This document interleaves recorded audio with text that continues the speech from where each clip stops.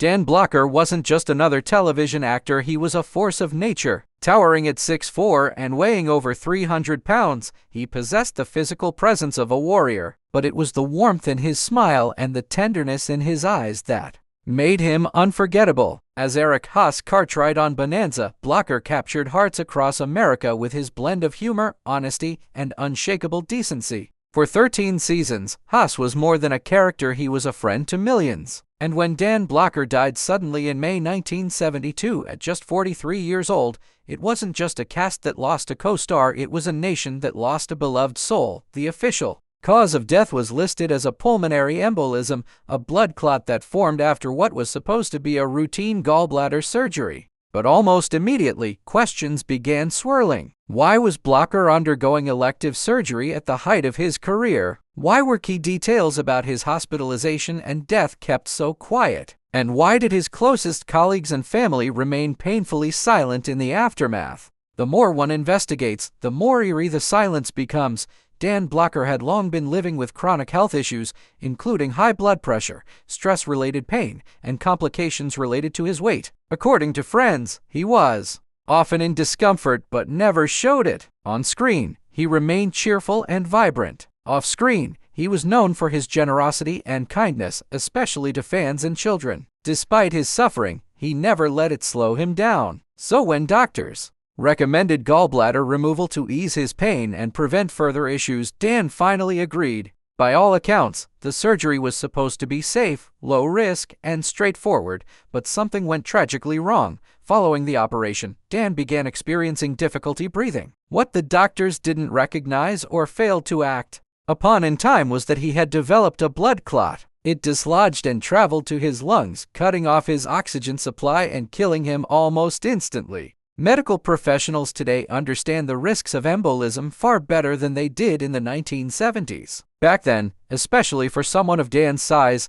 the post-operative protocols were underdeveloped and poorly enforced, but even by 1972 standards. Some medical experts now say the warning signs were there and should not have been missed. Adding to the mystery was the total media blackout following his death. There were no press conferences, no interviews with grieving co-stars, no deep dives from major networks. The cast of Bonanza was devastated, but they mostly remained tight-lipped. Michael Landon, who had considered Dan a brother, was reportedly inconsolable. Lorne Greene said little. The production team behind Bonanza was thrown into chaos. Without Blocker, the heart of the show was gone. The final season, rewritten to exclude Hoss entirely, felt hollow. It ended just a year later, behind the scenes. However, whispers persisted. There were rumors of medical negligence, of nurses missing crucial symptoms, of physicians brushing off Blocker's complaints during recovery. Some crew members later hinted that the hospital had been ill-equipped to handle a high-risk patient like Dan Blocker. One anonymous nurse, many years later, claimed, "I always believed something went wrong. We knew there were complications, but we were told to stay quiet." No lawsuit was ever filed. The Blocker family never publicly placed blame, but their silence spoke volumes. Adding to the mystery was the manner in which Dan was laid to rest. He was buried quickly in a private ceremony in DeKalb, Texas, far from the lights of Hollywood. There were no celebrity eulogies, no national televised tribute. Some saw this as a reflection of Dan's humble nature. He hated the spotlight when the cameras weren't rolling. But others wondered, why the secrecy? Why were the press kept away? Why, to this day, do so many people who knew him still refuse to speak openly about his final days? And yet, Dan Blocker's legacy hasn't faded. If anything, it has grown stronger with time. He was born Bobby Dan Davis Blocker in 1928 in Bowie County, Texas. A real-life cowboy, he worked on ranches and played football at Sul Ross State University. He was also a decorated Korean War veteran, having served with bravery in some of the war's most brutal conditions. When he returned home, he earned a master's degree and began teaching, only later stumbling into acting. He never sought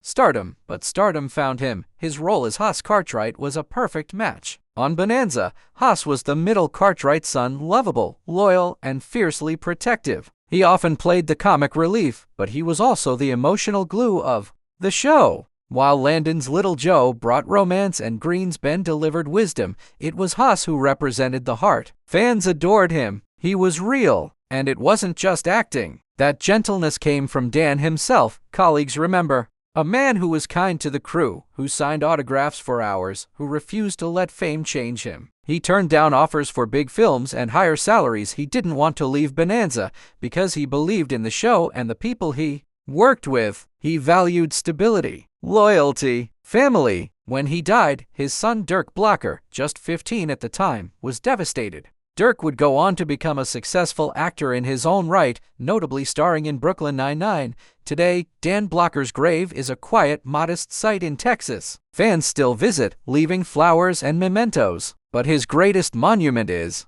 Bonanza itself. In reruns across the world, his smile lives on. His voice, his laugh, the way he said "Pa" or wrapped an arm around little Joe. You can't fake that kind of warmth. And you can't forget it either.